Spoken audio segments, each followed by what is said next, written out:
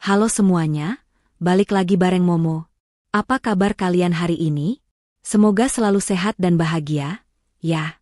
Sebelum kita mulai, Momo mau lihat nih, seberapa banyak sih keluarga online Momo yang hadir hari ini? Coba absen dulu, tulis nama dan asal kota kalian di kolom komentar, dan jangan lupa ketik hadir. Dan buat kamu yang belum subscribe, jangan lupa klik tombol subscribe dan nyalakan lonceng notifikasinya, ya. Supaya kamu gak ketinggalan setiap cerita seru, inspiratif, dan penuh makna dari Momo. Siap? Kalau sudah, yuk kita masuk ke ceritanya. Hari ini Momo mau ajak kalian menyelami kisah yang bikin emosi campur aduk. Sebuah cerita tentang pengorbanan, harga diri, dan balas dendam yang elegan. Dengan judul yang panjang dan menusuk ini, mertuaku tega permalukan ibuku di hari pernikahanku karena tahu besarnya keluarga miskin. Mereka tak tahu sebenarnya aku dan keluargaku adalah pemilik saham terbesar di perusahaan tempat keluarga mereka bekerja. Langsung ku batalkan pernikahan itu dan ku buat mereka syok. Siapkan diri kalian, karena kisah ini benar-benar tidak terduga. Yuk, kita mulai. Jakarta, kota yang tak pernah tidur. Di balik gedung-gedung pencakar langit yang menjulang, ada kehidupan yang bergerak dalam tempo berbeda. Di sebuah kafe sederhana di kawasan Jakarta Selatan, di antara hiruk-pikuk pekerja kantoran yang tergesa-gesa, duduklah seorang wanita muda bernama Rifa. Usianya baru 26 tahun, namun sorot matanya menyimpan kedewasaan yang tak biasa.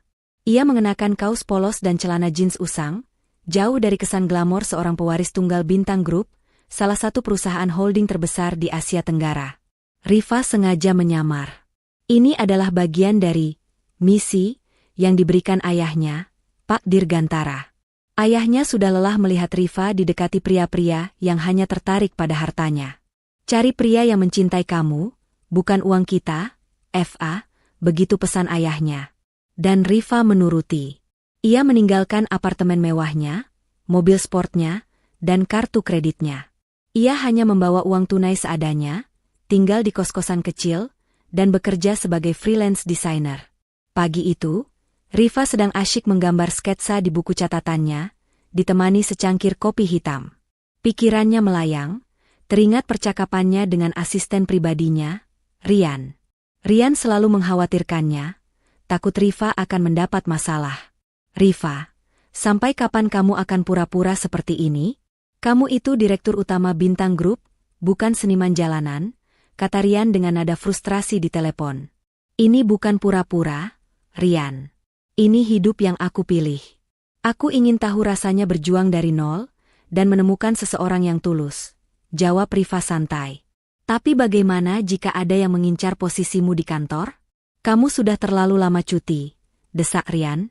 Semua aman terkendali, kok. Tenang saja. Ayahku juga mendukungku, Rifa meyakinkan. Saat itulah, pintu kafe terbuka, dan seorang pria muda masuk. Rambutnya disisir rapi, dengan wajah lelah namun memancarkan aura kebaikan. Ia mengenakan seragam kasual dari sebuah perusahaan, yang Rifa kenali sebagai logo perusahaan marketing di bawah naungan Bintang Group. Namanya Danang. Ia memesan kopi dengan suara lembut. Saat sedang menunggu, Danang mengambil ponselnya dari dalam tas. Namun, tangannya yang lelah tak sengaja menyenggol cangkir kopi yang baru saja disajikan, hingga tumpah membasahi seragamnya. Wajahnya langsung memerah karena malu dan kesal. Ya ampun, ceroboh sekali sih. Gerutunya pada diri sendiri, sambil buru-buru mengambil tisu. Rifa, yang melihat kejadian itu, tidak bisa tinggal diam. Tanpa ragu, ia bangkit dari kursinya. Tidak apa-apa, biar saya bantu, katanya sambil memberikan beberapa lembar tisu bersih. Danang mendongok, matanya yang indah beradu pandang dengan mata Rifa. Ada kehangatan di sana. Terima kasih banyak, ucap Danang pelan. Maaf, jadi merepotkan. Tidak merepotkan sama sekali. Lain kali hati-hati, ya, Rifa tersenyum tulus.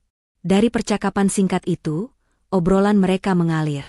Rifa menawarkan Danang untuk duduk bersamanya, dan Danang mengangguk ragu-ragu. Mereka membicarakan hal-hal ringan, mulai dari pekerjaan, hobi, hingga cita-cita. Rifa terpesona. Di hadapannya, Danang adalah sosok yang apa adanya, tidak dibuat-buat, dan ceritanya tentang perjuangan hidupnya sebagai anak sulung yang harus membantu keluarga terdengar begitu tulus. Aku bekerja di bagian marketing di Bintang Group, cerita Danang dengan bangga. Rifa terdiam sejenak. Matanya memancarkan sedikit geli. Oh, Bintang Group? Perusahaan yang besar? Ya, katanya pura-pura kagum. Iya, tapi gaji staf seperti aku ya pas-pasan. Mbak, semua buat bantu orang tua dan adikku, Budi. Budi juga kerja di sana, tapi dia lebih senior. Danang menjelaskan, tanpa sedikit pun tahu bahwa di hadapannya adalah putri dari pemilik Bintang Group itu sendiri. Danang melanjutkan ceritanya tentang bagaimana ibunya, yang sangat materialistis, selalu mendesaknya untuk mencari wanita kaya. Katanya sih, biar bisa angkat derajat keluarga. Ucapnya dengan nada sedih. Tapi aku tidak peduli. Aku hanya ingin menikah dengan orang yang baik dan tulus. Seperti kata ayahku. Hati Rifa tersentuh. Ternyata, ia dan Danang punya pemikiran yang sama. Ia menemukan apa yang selama ini ia cari, ketulusan dan kesederhanaan. Seminggu berlalu. Pertemuan di kafe itu berlanjut menjadi kencan-kencan sederhana. Mereka menikmati makan malam di warung tenda, berjalan-jalan di taman kota, dan saling bercerita tentang mimpi-mimpi mereka. Rifa benar-benar jatuh cinta pada Danang yang apa adanya. Suatu sore, saat mereka berdua duduk di bangku taman, Rifa memberanikan diri untuk menggenggam tangan Danang. Danang, aku tahu kita belum lama kenal. Tapi aku serius denganmu. Maukah kamu menjadi kekasihku? Tanyanya dengan tatapan penuh harap. Danang tersenyum. Senyum yang membuat hati Rifa menghangat. Iya, Rifa. Aku mau, jawabnya pelan. Di balik kebahagiaan itu, Rifa merasakan sedikit kegelisahan. Ia belum memberitahu Danang siapa dirinya. Ia masih ingin menikmati momen indah ini, momen di mana ia dicintai bukan karena statusnya, melainkan karena dirinya sendiri. Ia tahu, suatu saat nanti ia harus mengungkapkannya. Namun, ia berharap saat itu tiba, cinta Danang sudah cukup kuat untuk menerima kenyataan pahit itu. Sementara itu, di rumah Danang, ibunya, Bu Rosa, terus mengomel. Danang, sampai kapan kamu mau pacaran sama wanita biasa itu? Apa sih yang bisa dia kasih ke keluarga kita? Kamu itu tampan, pintar. Kamu harusnya dapat yang lebih baik. Danang hanya terdiam. Ia tidak ingin berdebat. Ia hanya ingin cintanya diterima apa adanya. Sama seperti Rifa yang menerima dirinya. Namun, ia tidak tahu bahwa kerikil tajam sudah menunggu di depan mata. Kerikil itu bukan hanya akan menyakitinya, tetapi juga akan menghancurkan segalanya. Dan semua itu bermula dari satu rahasia besar yang disembunyikan Rifa. Hubungan Rifa dan Danang semakin serius. Setelah 3 bulan bersama, Rifa merasa inilah saatnya untuk melangkah lebih jauh. Ia mengajak Danang makan malam romantis di sebuah warung soto langganannya. Di tengah obrolan santai, Rifa mengeluarkan sebuah kotak bludru kecil dari sakunya. Danang terkejut. Di dalamnya, bukan cincin berlian mahal, melainkan cincin perak sederhana dengan ukiran nama mereka. Danang, kata Rifa, suaranya bergetar. Aku tahu aku bukan wanita kaya. Aku tidak punya mobil mewah, dan aku hanya seorang freelance designer dengan penghasilan pas-pasan. Tapi aku punya cinta yang tulus dan hati yang hanya untukmu. Maukah kamu menikah denganku? Mata Danang berkaca-kaca. Tanpa ragu, ia mengangguk. Ya, Rifa. Aku mau. Keduanya berpelukan, tidak peduli dengan keramaian di sekitar mereka. Kebahagiaan itu terasa begitu murni. Kabar baik itu disambut bahagia oleh Ibu Rifa, Bu Ratna, yang selama ini telah mengikuti kisah cinta anaknya. Bu Ratna, seorang wanita yang sederhana dan bijaksana, langsung mengajak Rifa untuk segera bertemu dengan keluarga Danang. Ibu ingin melihat sendiri, pria yang berhasil menaklukkan hati putri kesayangan ibu, katanya dengan senyum tulus. Namun, di rumah Danang, kabar itu disambut dengan respons yang sangat berbeda. Bu Rosa, Ibu Danang, langsung melontarkan kekesalan. Apa? Menikah? Dengan wanita miskin itu? Kamu ini sudah gila, Danang. Gaji kamu saja tidak cukup untuk memenuhi kebutuhan sehari-hari, apalagi kalau menikah dengan wanita kere seperti dia. Budi, adik Danang, ikut menambahkan. Betul, Mas. Dia itu cuma freelance designer. Kalau lagi sepi proyek, mau makan apa? Seharusnya Mas menikah dengan atasan di kantor yang kaya raya, biar kita semua kecipratan. Danang sedih. Ia mencoba menjelaskan betapa tulusnya Rifa, namun kata-katanya tidak didengar. Akhirnya, ia membujuk keluarganya untuk setidaknya bertemu dengan keluarga Rifa. Kita lihat saja dulu, Bu. Kalau tidak cocok, kita bisa bicarakan lagi, bujuk Danang. Hari yang dinanti pun tiba. Pertemuan keluarga diadakan di rumah Danang, sebuah rumah yang lumayan besar, mencerminkan status keluarga yang merasa sudah berada. Keluarga Rifa datang dengan mobil sewaan yang terlihat biasa saja. Bu Ratna mengenakan kebaya sederhana, dan ayah Rifa, Pak Dirgantara, memakai kemeja batik yang sudah agak pudar. Mereka disambut dengan tatapan meremehkan oleh Bu Rosa dan Budi. Hanya ayah Danang, Pak Tono, yang menyambut mereka dengan senyum ramah. Silakan masuk, ucap Pak Tono hangat. Terima kasih, Pak, jawab Pak Dirgantara. Saat duduk, suasana menjadi canggung. Bu Rosa langsung melancarkan interogasi. Jadi, Mbak Rifa ini kerjanya apa, ya? Danang bilang freelance. Pasti penghasilannya tidak menentu, kan? Tanyanya dengan nada sinis.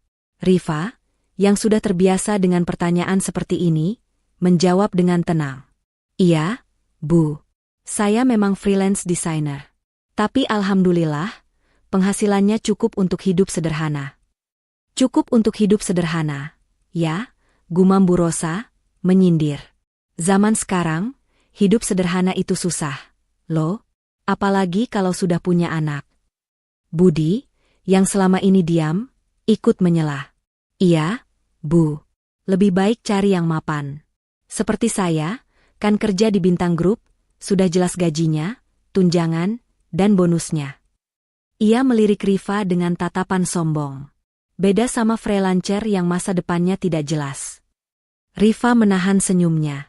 Ia tahu Budi bekerja di perusahaannya. Ia tahu Budi adalah seorang staf yang seringkali bermalas-malasan dan mengeluh tentang gajinya. Namun, ia diam. Ia hanya membiarkan Budi dan Bu Rosa terus berkoar-koar. Ibu Rifa, Bu Ratna, yang merasa anaknya diinjak-injak, mencoba mendinginkan suasana. Hidup itu bukan cuma tentang uang, Bu. Yang penting anak-anak bisa bahagia, katanya dengan lembut. Bahagia? Bahagia tidak bisa beli beras. Begitu? Bahagia itu butuh uang, Bu. Lihat saja Danang dan Budi, saya sekolahkan mereka tinggi-tinggi, agar bisa dapat pekerjaan bagus di perusahaan besar seperti Bintang Group, jawab Bu Rosa dengan suara lantang. Suasana semakin tegang. Danang merasa sangat malu dan tidak nyaman. Ia menatap Rifa, dan Rifa hanya mengangguk, seolah mengatakan, tenang saja. Rifa memegang tangan Danang di bawah meja, mencoba memberikan kekuatan. Setelah pertemuan yang penuh drama itu berakhir, keluarga Rifa pamit pulang. Di perjalanan, Bu Ratna bertanya pada suaminya. Apa tidak sebaiknya kita beritahu saja siapa kita sebenarnya? Pak, Ibu tidak tega melihat Rifa direndahkan seperti itu, katanya. Pak Dirgantara tersenyum. Biarkan saja, Bu. Mereka belum tahu siapa yang mereka hadapi. Kita lihat saja sampai mana kesombongan mereka. Sementara itu, di rumah Danang, badai besar sedang menerpa. Bu Rosa langsung menarik Danang ke kamar. Pokoknya ibu tidak setuju. Kamu harus putuskan wanita itu. Ibu sudah siapkan calon yang lebih baik, anak dari pemilik toko emas di sebelah. Danang menggeleng. Tidak, Bu. Aku mencintai Rifa. Aku tidak akan menikah dengan orang lain. Cinta, cinta. Cinta tidak bisa beli beras. Danang, dengarkan ibu. Jangan sampai kamu menyesal, bentak Bu Rosa. Budi menyela. Lagi pula, Mas, wanita itu terlalu sombong. Dibilang hidup sederhana, tapi mobilnya saja sewaan. Jelas-jelas cuma mau sok-sokan. Danang merasa terhimpit. Di satu sisi, ia mencintai Rifa. Di sisi lain, ia tidak ingin mengecewakan keluarganya. Namun, ia tidak tahu bahwa semua drama dan penghinaan ini akan menjadi awal dari kehancuran keluarga yang dipujanya. Rifa sudah melihat semuanya dan hanya menunggu saat yang tepat untuk bertindak.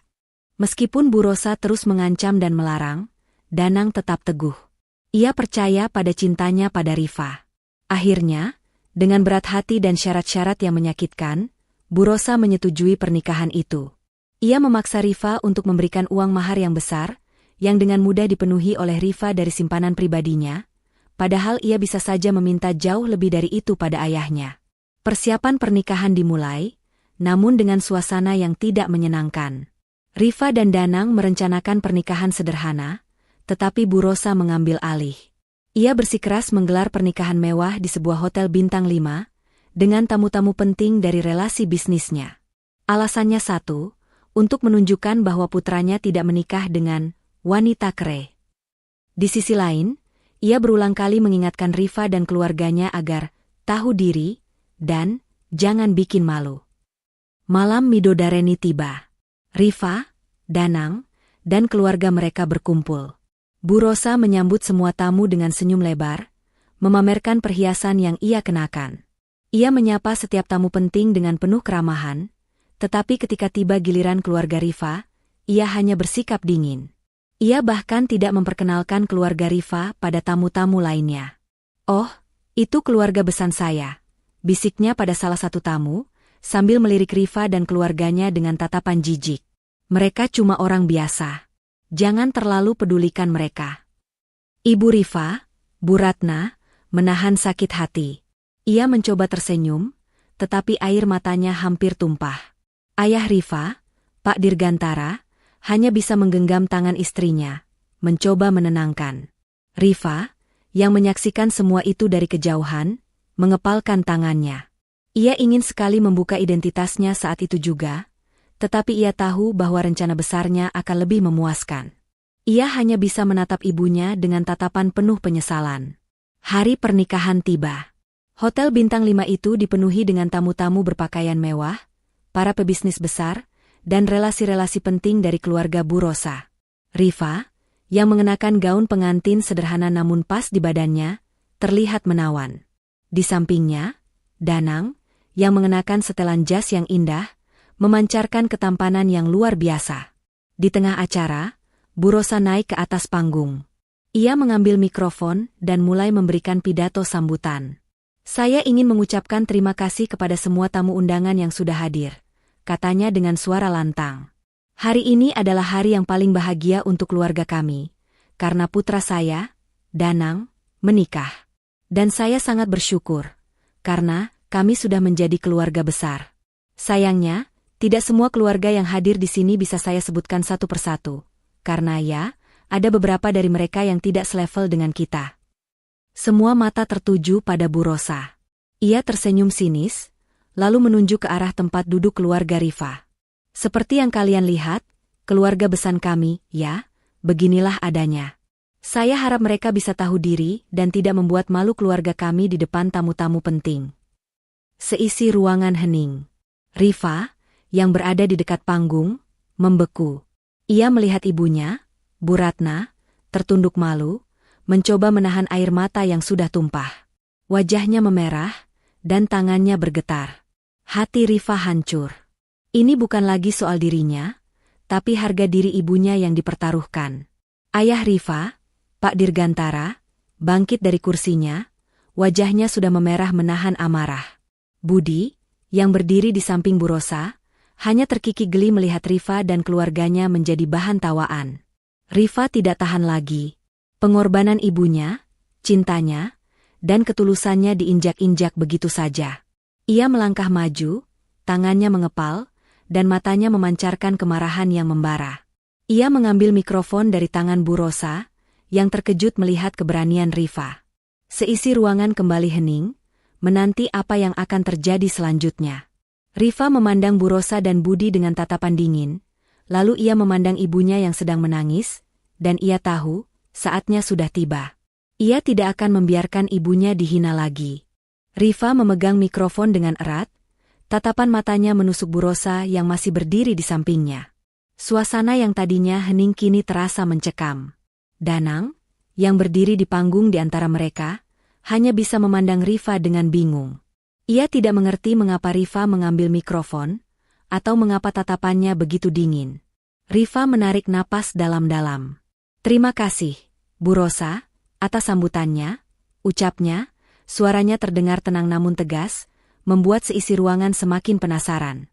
"Saya juga ingin mengucapkan terima kasih kepada semua tamu undangan yang telah hadir di hari yang seharusnya menjadi hari bahagia bagi saya dan Danang." Ia menoleh ke arah Danang, tatapannya melembut. Danang membalas tatapan itu, seolah bertanya apa yang sedang terjadi. Rifa menatapnya sejenak, lalu kembali menatap tamu-tamu yang hadir. "Seperti yang dikatakan Bu Rosa tadi, ada beberapa dari kita yang tidak selevel," lanjut Rifa, mengulangi kata-kata Bu Rosa dengan penekanan yang jelas. "Mungkin itu benar. Saya dan keluarga saya memang tidak selevel. Kami tidak selevel dengan keluarga yang rela mempermalukan orang lain demi gengsi, tidak selevel dengan keluarga yang mengukur harga diri dari uang, dan tidak selevel dengan keluarga yang memperlakukan besannya seperti sampah." Wajah Bu Rosa langsung memucat. Budi, yang tadinya tersenyum sinis, kini terdiam, matanya melebar. Para tamu undangan mulai berbisik-bisik. Mereka tidak menyangka bahwa pengantin wanita yang terlihat biasa saja itu berani melontarkan kata-kata setajam itu. Danang terkejut, tangannya mencengkeram jasnya, hatinya berdebar tak karuan. "Dengan segala hormat, dan di hadapan semua tamu yang terhormat di sini," lanjut Rifa, suaranya bergetar menahan amarah, "saya, Rifa Dirgantara, membatalkan pernikahan ini." Danang membelalakan mata, air mata langsung mengalir di pipinya. Ia tidak percaya dengan apa yang ia dengar. "Rifa, apa yang kamu bicarakan?" bisiknya, mencoba meraih tangan Rifa. Namun, Rifa mengabaikan tangannya. Ia menatap lurus ke arah Bu Rosa dan Budi, yang kini terlihat sangat panik. "Saya tidak bisa membangun keluarga dengan orang yang tidak menghargai ibu saya. Saya tidak bisa menikahi putra dari seorang ibu yang tega menginjak-injak harga diri besannya sendiri." "Rifa, apa-apaan kamu ini? Jangan main-main," bentak Bu Rosa, mencoba merebut mikrofon, namun Rifa menghindar. "Ini bukan main-main, Bu Rosa," jawab Rifa dengan nada dingin. "Ini adalah kenyataan. Anda sudah berhasil mempermalukan ibu saya, sekarang giliran saya yang mempermalukan Anda." Danang, yang sudah tidak bisa menahan perasaannya, menangis tersedu-sedu. Ia tahu, pernikahan impiannya hancur. Bukan karena ia tidak mencintai Rifa, tetapi karena perlakuan buruk ibunya. Tiba-tiba, seorang pria parubaya yang terlihat sangat berwibawa, salah satu tamu penting dari relasi bisnis Bu Rosa, bangkit dari kursinya. "Rifa Dirgantara? Apakah kamu putri dari Pak Dirgantara, pemilik Bintang Group?" tanyanya dengan suara ragu-ragu. Rifa tersenyum sinis. "Saya rasa, pertanyaan Bapak akan terjawab setelah saya selesai berbicara." Ia kembali menatap Bu Rosa dan Budi. "Anda mengatakan bahwa keluarga saya tidak selevel dengan Anda? Anda mengatakan bahwa saya hanyalah freelance desainer miskin yang tidak punya masa depan." Rifa tertawa pelan, tawa yang terdengar sangat menyeramkan. "Budi, kamu bekerja di Bintang Group, kan? Kamu tahu siapa pemiliknya?" Budi terdiam, wajahnya pucat pasi. Ia menatap Rifa, lalu menatap orang tua Rifa yang kini berdiri dengan tegap. Ia tidak percaya dengan apa yang ia lihat. "Perkenalkan," kata Rifa, suaranya lantang dan penuh kemenangan. "Saya Rifa Dirgantara. Saya adalah direktur utama dan pemilik saham terbesar di Bintang Group." Seketika, ruangan yang tadinya ribut dengan bisik-bisik, kini sunyi senyap. Semua orang membeku di tempatnya. Bu Rosa terhuyung mundur, matanya melebar tak percaya. Budi jatuh terduduk di lantai, ia tidak bisa berkata-kata. Mereka menyadari, wanita yang selama ini mereka hina, wanita yang mereka sebut miskin dan tidak punya masa depan, adalah atasan mereka, dan orang yang paling berkuasa di perusahaan tempat mereka bekerja. Rifa menoleh ke arah keluarganya, lalu tersenyum. Ayahnya, Pak Dirgantara, mengangguk bangga. Ibunya, Bu Ratna, kini tidak lagi menunduk. Ia menatap Bu Rosa dengan tatapan tajam, seolah membalas semua penghinaan yang telah ia terima. "Saya mohon maaf kepada semua tamu yang sudah hadir," kata Rifa, suaranya kembali melembut, tetapi tetap terdengar tegas. "Acara pernikahan ini tidak bisa dilanjutkan. Silakan nikmati hidangan yang sudah disediakan. Dan untuk Bu Rosa dan Budi, saya harap kalian menikmati sisa hari ini, karena ini adalah hari terakhir kalian bisa berpesta seperti ini. Dengan kata-kata terakhir itu, Rifa berjalan turun dari panggung. Ia tidak melirik Danang sedikit pun. Ia mengambil tangan ibunya dan ayahnya, lalu berjalan keluar dari ruangan itu, meninggalkan seisi ruangan yang masih syok, dan Danang yang terisak-isak di atas panggung, sendirian. Bu Rosa dan Budi tidak bisa berkata-kata. Mimpi mereka untuk menjadi besan dengan keluarga kaya tiba-tiba hancur berkeping-keping. Mereka menyadari, hari itu, mereka bukan hanya kehilangan menantu, tetapi juga segalanya yang mereka miliki. Mereka tidak tahu bahwa hari-hari kebangkrutan yang mengerikan sudah menanti mereka di depan mata. Danang berdiri di atas panggung sendirian. Tangisnya tak bisa dibendung. Setelan jas yang seharusnya menjadi simbol kebahagiaan kini terasa seperti belenggu yang berat. Di bawah panggung, para tamu undangan berbisik-bisik, beberapa di antaranya menatapnya dengan tatapan kasihan, sementara yang lain dengan tatapan menghakimi. Ini adalah hari terburuk dalam hidupnya. Impian pernikahan yang sudah ia bayangkan hancur lebur di hadapan ratusan orang. Dan yang lebih menyakitkan, Rifa pergi begitu saja tanpa menoleh sedikit pun. Ia menoleh ke arah ibunya, Bu Rosa, dan adiknya, Budi. Mereka tidak lagi terlihat sombong seperti tadi. Wajah mereka pucat pasi, dipenuhi dengan rasa malu dan ketakutan. Bu Rosa kini hanya bisa menangis terisak-isak. Ia menyadari semua ucapannya kini telah berbalik menghantamnya. Ia tidak lagi peduli dengan Danang, ia hanya peduli dengan reputasi dan kehancuran yang akan menimpa keluarganya. Budi, yang tadinya duduk dengan kepala tegak, kini hanya bisa menunduk, tidak berani menatap mata siapapun. Danang melihat pemandangan itu, dan perasaannya bercampur aduk. Ada rasa sedih yang mendalam, marah, dan lega. Ia tahu, pernikahan itu tidak akan pernah bisa bahagia. Ia menyadari, Rifa tidak hanya membatalkan pernikahan untuk membalas dendam, tetapi juga untuk melindunginya dari keluarga yang toksik dan hanya peduli pada materi. Dengan langkah gontai, Danang turun dari panggung. Ia tidak mempedulikan jasnya yang mahal, ia hanya ingin pergi dari tempat itu. Ia berjalan mendekati Bu Rosa dan Budi, yang kini sedang berbisik-bisik panik. "Maafkan Ibu, Danang," kata Bu Rosa, suaranya bergetar. "Maafkan Ibu." Danang tidak menjawab. Ia menatap ibunya dengan tatapan kosong. "Bu, apa yang sudah Ibu lakukan?" tanya Danang, suaranya pelan tapi menusuk. "Ibu menghina Rifa, menghina keluarganya. Dan sekarang, Ibu menyalahkan siapa?" Bu Rosa terdiam. Ia tidak bisa menjawab. Budi mencoba menengahi. "Mas, kita kan tidak tahu kalau dia orang kaya. Kalau kita tahu, kita tidak akan begitu, kok." Danang tertawa sinis. "Jadi, kalau dia orang miskin, kita boleh menghinanya? Begitu? Kita boleh memperlakukan orang lain seenaknya?" Budi bungkam. Ayahnya, Pak Tono, yang sedari tadi hanya diam, kini angkat bicara. "Sudahlah, Danang, jangan ribut di sini, kita pulang saja." Mereka bergegas keluar dari hotel, menghindari tatapan para tamu undangan. Di dalam mobil, tidak ada yang bicara. Hanya suara isakan Bu Rosa yang terdengar. Danang hanya bisa menatap keluar jendela, air matanya terus mengalir. Ia tidak menangisi pernikahan yang batal, tetapi ia menangisi kebodohan keluarganya, dan cinta tulusnya yang dikhianati. Ia menyadari, ia harus membuat keputusan.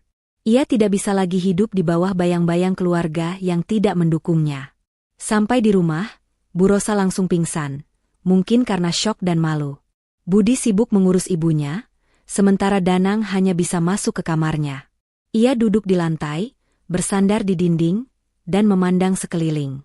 Kamar itu dipenuhi dengan barang-barang mahal yang dibelikan oleh Bu Rosa, agar Danang bisa terlihat selevel dengan teman-temannya. Danang memandang barang-barang itu dengan jijik. Ia menyadari, semua barang-barang ini tidak bisa membeli kebahagiaan. Danang mengambil ponselnya. Ia membuka galeri foto, melihat foto-fotonya bersama Rifa. Foto-foto saat mereka makan soto, saat mereka berjalan-jalan di taman, saat Rifa melamarnya dengan cincin perak sederhana.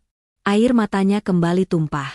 Ia tahu, Rifa adalah wanita yang baik, wanita yang tulus. Ia tahu, Rifa tidak pantas mendapatkan perlakuan seperti itu. Ia membuka kontak Rifa. Hatinya ingin sekali menelepon Rifa, meminta maaf, dan menjelaskan semuanya. Namun, ia tidak berani. Ia menyadari, semua ini adalah kesalahannya. Ia seharusnya lebih tegas pada ibunya. Ia seharusnya lebih berani membela Rifa. Ia malu. Ia merasa tidak pantas untuk Rifa. Pikiran Danang dipenuhi dengan kenangan Rifa, dan ia pun teringat pesan Rifa saat mereka pertama kali bertemu. Aku ingin tahu rasanya berjuang dari nol, dan menemukan seseorang yang tulus, katanya. Danang menyadari, ia tidak boleh berlarut-larut dalam kesedihan. Ia harus bangkit. Ia harus membuktikan pada Rifa, pada keluarganya, dan pada dirinya sendiri, bahwa ia adalah pria yang kuat dan mandiri. Ia bangkit, mengambil koper kecilnya, dan mulai mengemas barang-barangnya.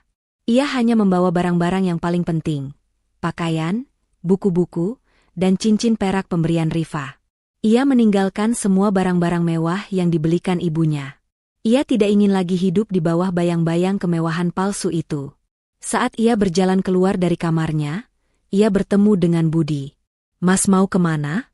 "Ibu masih sakit." "Loh?" tanya Budi, suaranya terdengar cemas. "Aku mau pergi," jawab Danang, suaranya tenang dan tegas. "Aku tidak akan kembali sampai aku menemukan diriku sendiri."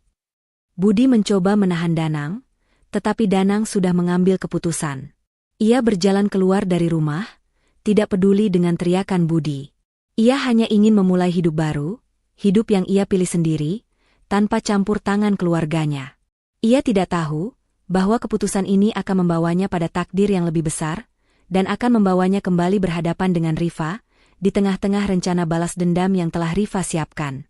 Di dalam mobil mewah yang kini terasa asing, Rifa duduk diam di kursi belakang, bersampingan dengan ayahnya. Ibunya, Bu Ratna, duduk di depan, sesekali menyeka air mata yang masih tersisa. Kemarahan di hati Rifa belum padam, namun kini bercampur dengan rasa sakit yang menusuk. Ia tidak tahu apa yang lebih menyakitkan, melihat ibunya dipermalukan di depan umum, atau melihat Danang, pria yang dicintainya, berdiri sendirian di atas panggung dengan setelan jas yang basah oleh air mata. "Rifa, kamu yakin dengan keputusanmu?" tanya Pak Dirgantara, suaranya tenang, namun Rifa tahu ayahnya juga merasakan amarah yang sama. "Sangat yakin, Ayah," jawab Rifa, suaranya dingin. "Mereka harus tahu bahwa ada harga yang harus dibayar untuk setiap perbuatan keji. Aku tidak bisa membiarkan Danang terjerumus lebih jauh ke dalam lingkungan yang merusak seperti itu." Di balik keputusan itu, Rifa juga diliputi rasa bersalah. Ia memandang keluar jendela, menatap jalanan yang basah oleh hujan, sama seperti matanya yang hampir meneteskan air mata. "Maafkan aku, Danang," bisiknya dalam hati. "Aku tahu ini sangat menyakitkan, tapi ini adalah satu-satunya cara untuk membangkitkanmu." Ia percaya bahwa Danang adalah pria yang kuat dan mandiri, dan perlakuan keluarganya yang mengerikan ini akan menjadi katalis yang ia butuhkan untuk benar-benar berdiri di atas kakinya sendiri. Sesampainya di rumah, Rifa langsung mengambil ponselnya. Wajahnya yang tegang kini kembali ke mode, direktur utama. Ia menghubungi Rian, asisten pribadinya. "Rian, batalkan semua cuti saya. Saya akan kembali ke kantor besok pagi. Ada pekerjaan penting yang harus kita selesaikan," perintahnya dengan nada dingin. "Dan kirimkan surat pengunduran diri atas nama saya dari semua grup chat dan komunitas freelance yang saya ikuti." "Ada yang bisa saya bantu, Bos?" tanya Rian, yang sudah mendengar kabar tentang insiden pernikahan yang viral di media sosial. "Tentu. Dengarkan baik-baik. Saya mau kamu periksa semua laporan kinerja Budi, karyawan Bintang Group. Saya ingin semua laporan itu dikaji ulang, dari laporan keuangan hingga kinerja harian. Saya ingin tahu, sudah berapa lama dia membolos, memalsukan laporan, dan apa saja yang telah ia lakukan di belakang saya. Semua bukti harus dikumpulkan dengan rapi," perintah Rifa. "Siap, Bos," jawab Rian, suaranya tegang. "Satu lagi," tambah Rifa. "Kirimkan tim audit internal ke perusahaan Bu Rosa. Cari celah sekecil apapun. Saya ingin semua kontrak mereka dengan Bintang Group dibatalkan. Saya ingin mereka bangkrut. Saya tidak mau ada satupun aset yang tersisa. Rifa mengakhiri panggilan itu. Ia mengepalkan tangannya. Ini bukan balas dendam, ini adalah keadilan, gumamnya. Keadilan untuk ibuku, dan keadilan untuk Danang. Sementara itu, di sebuah rumah sederhana di pinggir kota, Danang melangkah keluar dari taksi, membawa koper kecilnya.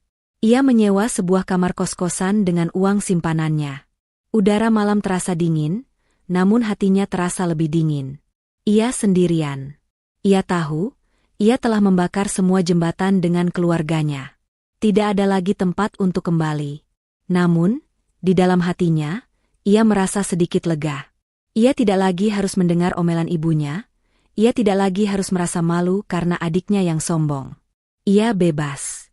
Malam itu, Danang tidak bisa tidur. Ia terus memandang cincin perak pemberian Rifa.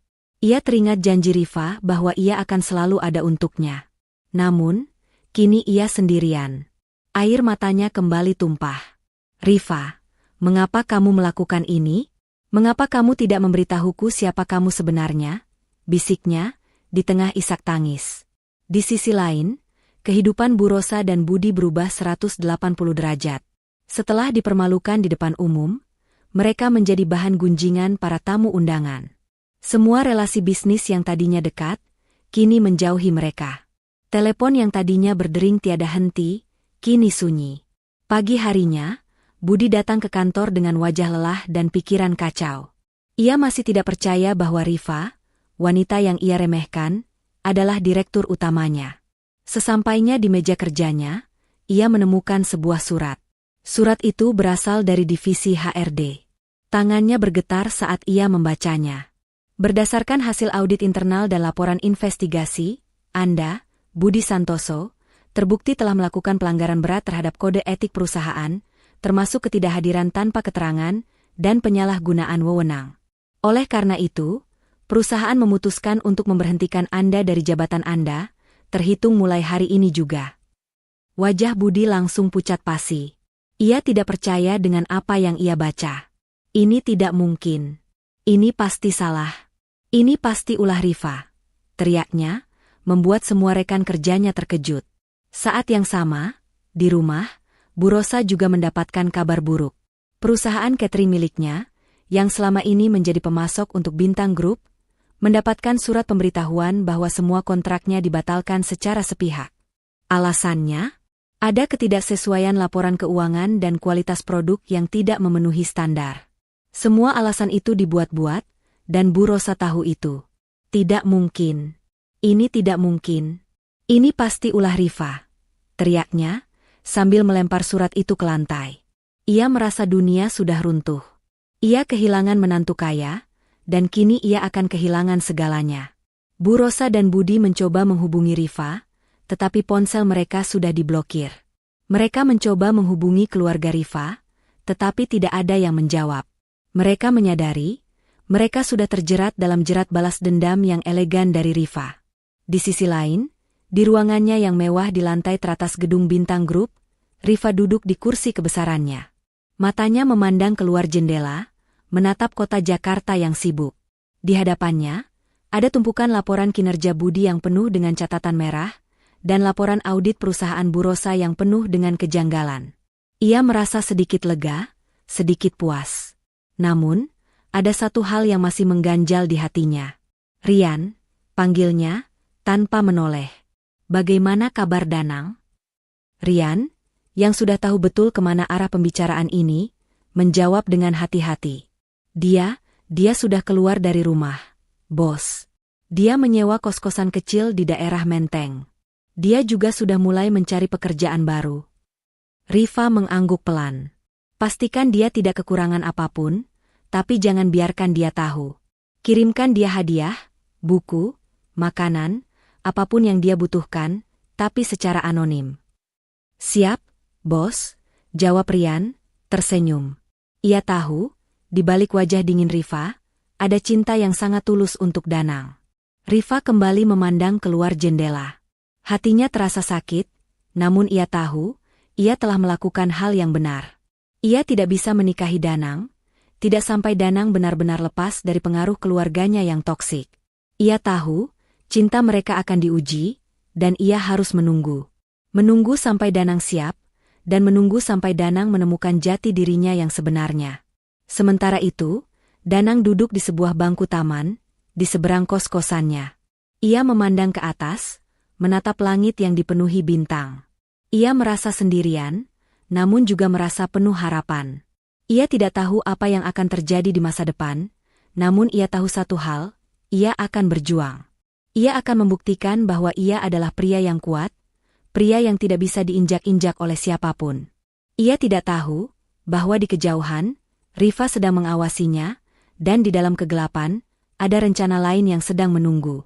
Kehancuran itu datang lebih cepat dari yang dibayangkan Bu Rosa dan Budi. Setelah Budi dipecat dan perusahaan catering Bu Rosa kehilangan kontraknya dengan Bintang Group, badai masalah mulai berdatangan tak henti. Bu Rosa yang tadinya selalu menganggap remeh orang lain, kini menjadi panik. Ia berteriak-teriak histeris di rumah, sementara Budi hanya bisa terdiam, duduk di sudut ruangan dengan tatapan kosong.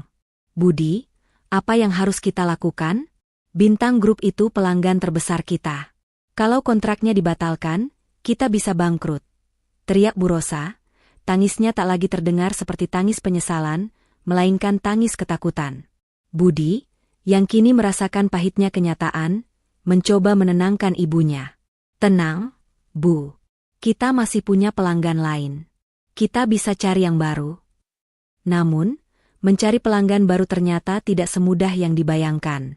Riva, yang kini kembali mengambil alih kursi direktur utama, tidak hanya membatalkan kontrak, tetapi juga menyebarkan berita tentang kinerja buruk catering Bu Rosa melalui jalur-jalur bisnis informal.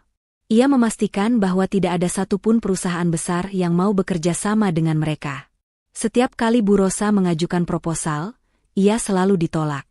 Maaf, Bu, kami dengar ada masalah dengan kualitas produk Anda, begitu ucapan yang selalu ia terima. Bu Rosa dan Budi mulai putus asa. Mereka mencoba menghubungi relasi-relasi bisnis yang mereka banggakan, tetapi tidak ada yang mau membantu.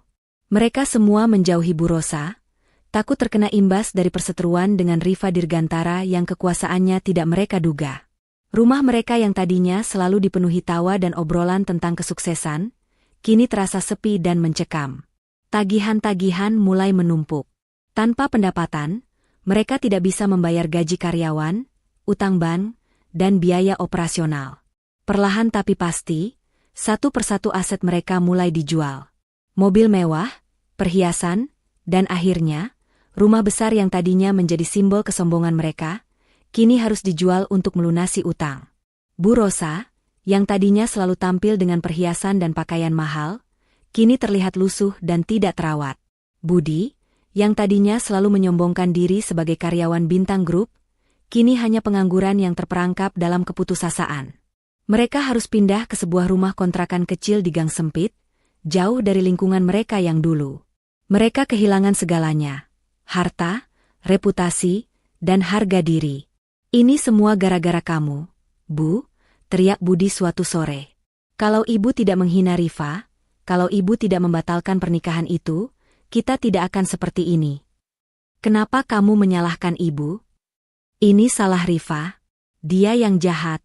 Dia yang menghancurkan kita. Balas Bu Rosa, tangisnya kembali pecah. Dia tidak jahat, Bu. Kita yang jahat. Kita yang sudah menghina orang tuanya. Kita pantas mendapatkan ini. Budi menunduk, air matanya tumpah.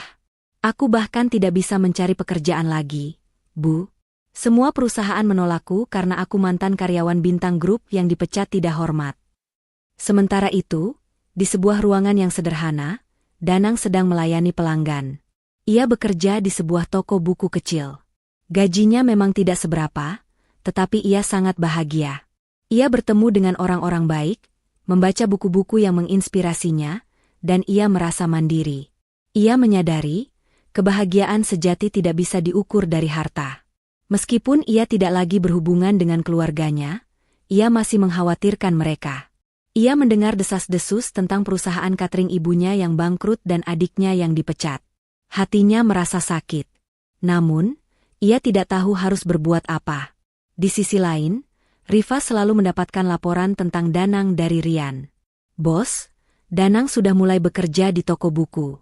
Dia terlihat bahagia," lapor Rian. "Bagus," jawab Rifa, sambil tersenyum tipis. "Pastikan dia tidak kekurangan apapun, tapi jangan biarkan dia tahu. Kirimkan dia hadiah, buku, makanan, apapun yang dia butuhkan, tapi secara anonim." "Siap, bos," jawab Rian, tersenyum. Ia tahu, di balik wajah dingin Rifa, ada cinta yang sangat tulus untuk Danang. Rifa tahu, balas dendamnya sudah hampir selesai. Ia sudah berhasil membuat Bu Rosa dan Budi merasakan penderitaan yang sama seperti yang ibunya rasakan. Namun, ia juga tahu, ia harus berhati-hati. Rencana balas dendamnya hanyalah langkah awal. Langkah selanjutnya adalah bagaimana ia bisa mendapatkan Danang kembali, setelah semua yang terjadi. Ia tahu, itu tidak akan mudah.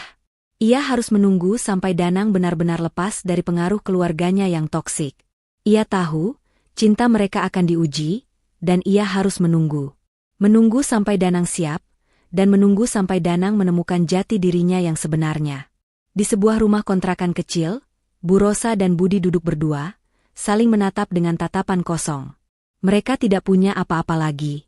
Mereka kehilangan segalanya karena kesombongan dan keangkuhan mereka sendiri. Mereka menyadari, mereka telah salah. Namun, penyesalan itu datang terlambat. Danang merasa hidupnya kini lebih tenang. Meskipun gajinya pas-pasan, ia sangat menikmati pekerjaannya di toko buku. Ia merasa tidak lagi terbebani oleh ekspektasi ibunya yang tak pernah puas, atau rasa malu karena tingkah laku adiknya. Ia juga seringkali menerima hadiah-hadiah anonim yang entah dari siapa.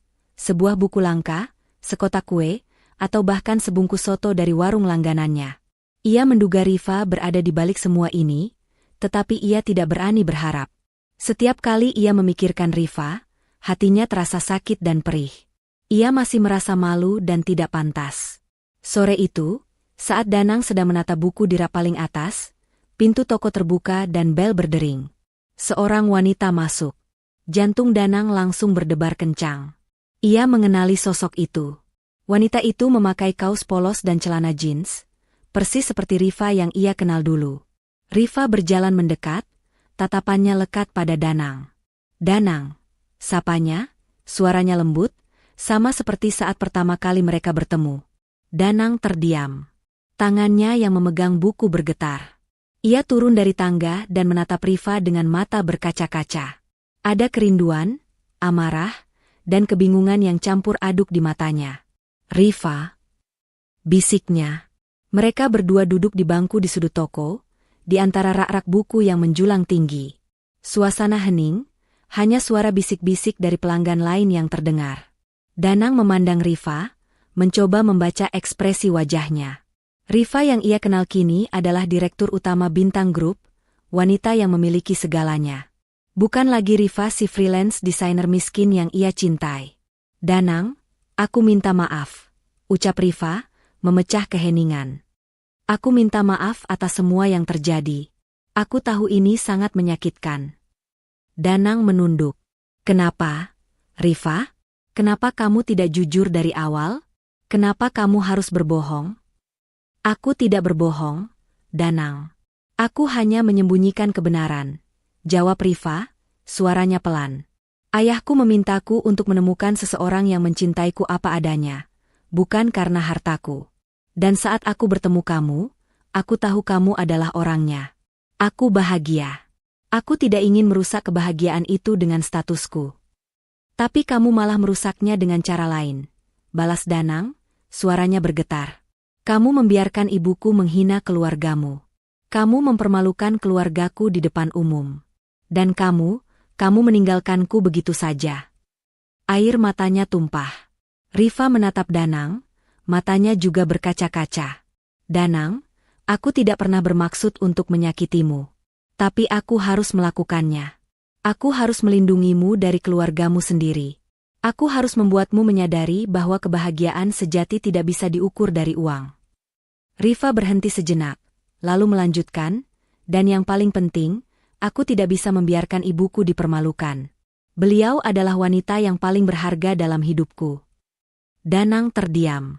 Ia tahu, Rifa benar. Ia menyadari, Rifa juga korban dari keegoisan keluarganya.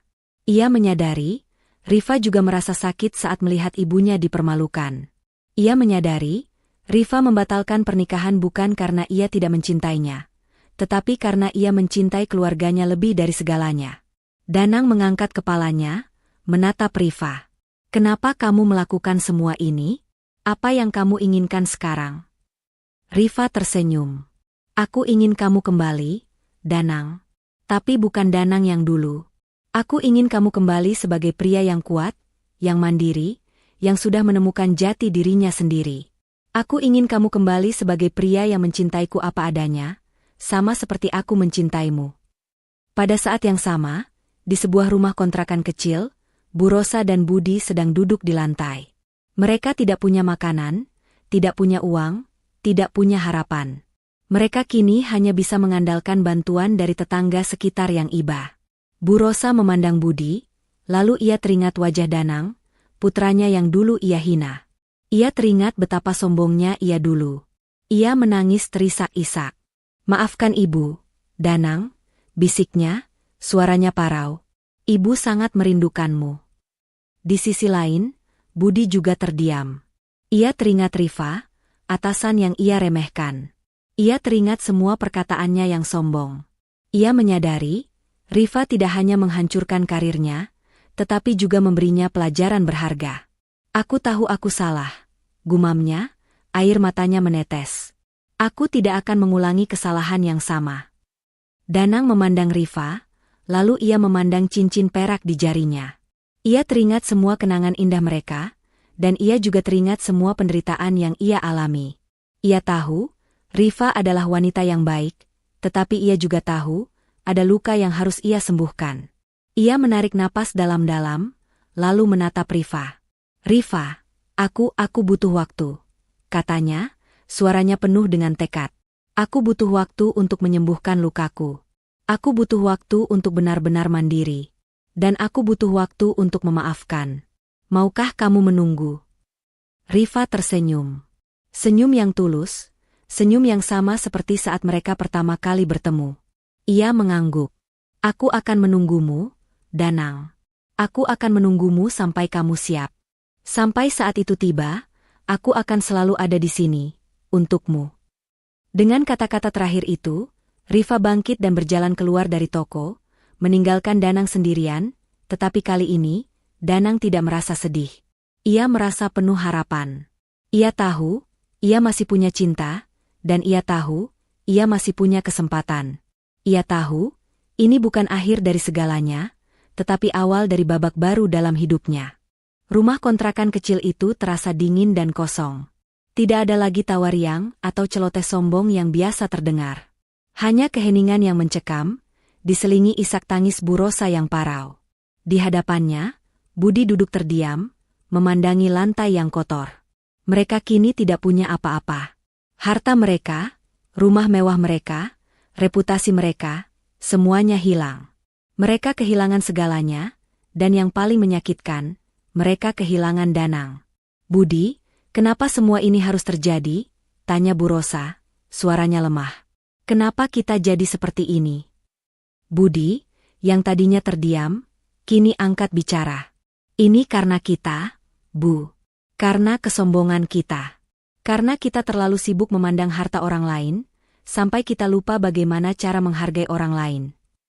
Bu Rosa terdiam.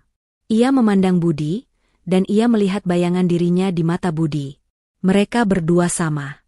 Sama-sama sombong, sama-sama serakah, dan sama-sama kehilangan segalanya. Sore itu, Danang yang baru pulang kerja, membeli 2 bungkus nasi dan lauk seadanya. Ia mendengar kabar dari tetangga tentang keadaan keluarganya.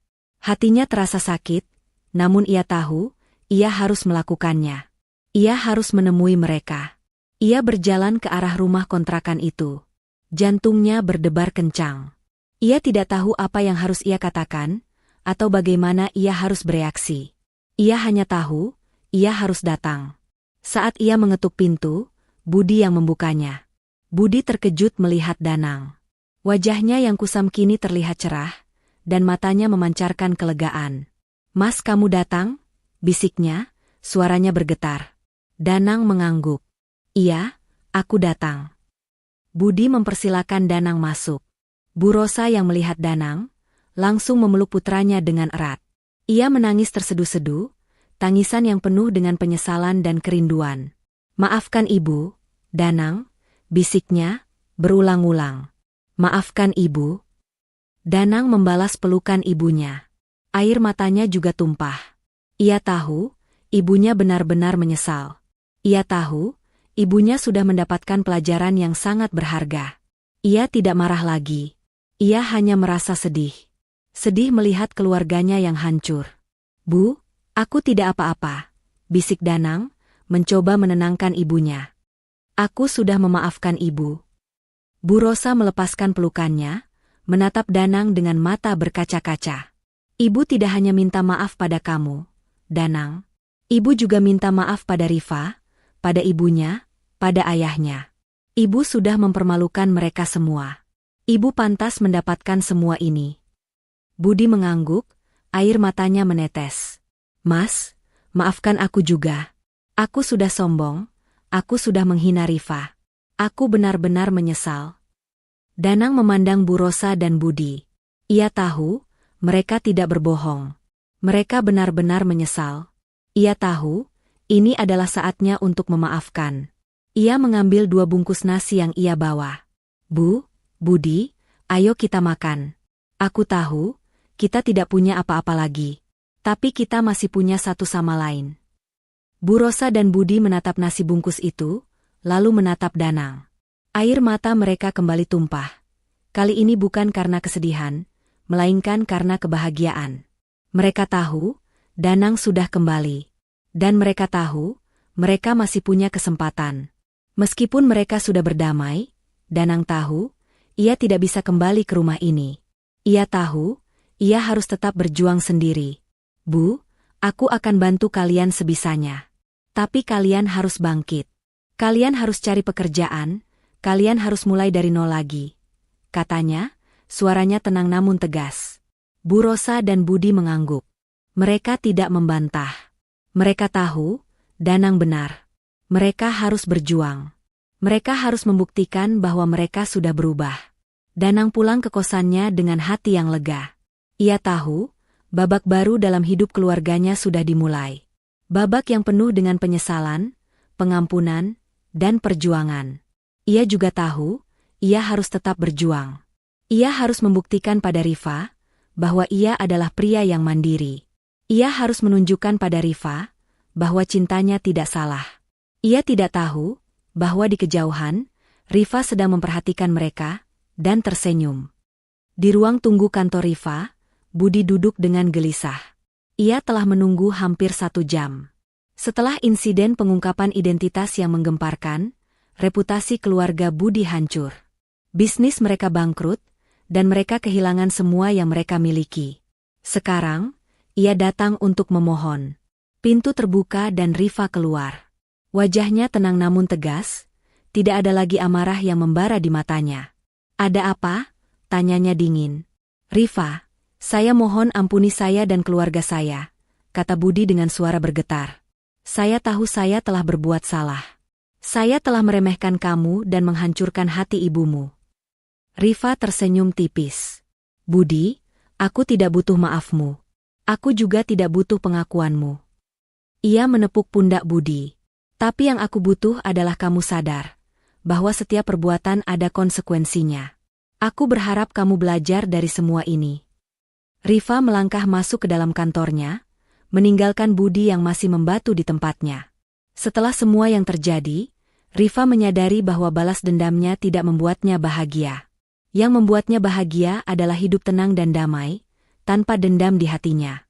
Ia menyadari bahwa kekuatan sejati bukan terletak pada seberapa besar ia bisa menghancurkan orang lain, melainkan seberapa besar ia bisa mengendalikan diri dan memaafkan. Sementara itu, Bu Rosa dan Budi juga menjalani hari-hari mereka dengan penuh penyesalan. Bu Rosa yang dulu angkuh kini menjadi wanita yang jauh lebih rendah hati. Ia mengambil pelajaran pahit dari kejadian itu dan mencoba untuk membangun kembali hidupnya. Begitu juga dengan Budi, Ia sadar bahwa kekayaan bukanlah segalanya. Rifa memilih untuk tidak menghukum mereka lebih jauh. Ia membiarkan mereka menghadapi konsekuensi perbuatan mereka sendiri. Ia fokus pada pengembangan perusahaannya, yang kini semakin sukses. Kisah Rifa dan keluarga Budi menjadi pelajaran bagi banyak orang, bahwa kejujuran dan ketulusan jauh lebih berharga daripada kekayaan dan status. Akhirnya, Rifa dan Danang menikah. Pernikahan mereka sederhana namun penuh cinta. Setelah Danang berhasil menjadi laki-laki yang mandiri dan berani. Mereka membangun keluarga kecil yang bahagia, di mana Rifa bisa menemukan kedamaian yang selama ini ia cari. Ia hidup bahagia bersama Danang dan anak-anak mereka, meninggalkan masa lalu yang penuh dendam di belakangnya. Pesan moral dari kisah ini adalah, dendam hanya akan melukai diri sendiri. Kebahagiaan sejati bukanlah tentang membalas dendam, melainkan tentang memaafkan dan membangun hidup yang lebih baik. Kekuatan sejati terletak pada hati yang lapang, bukan pada kekayaan atau status sosial.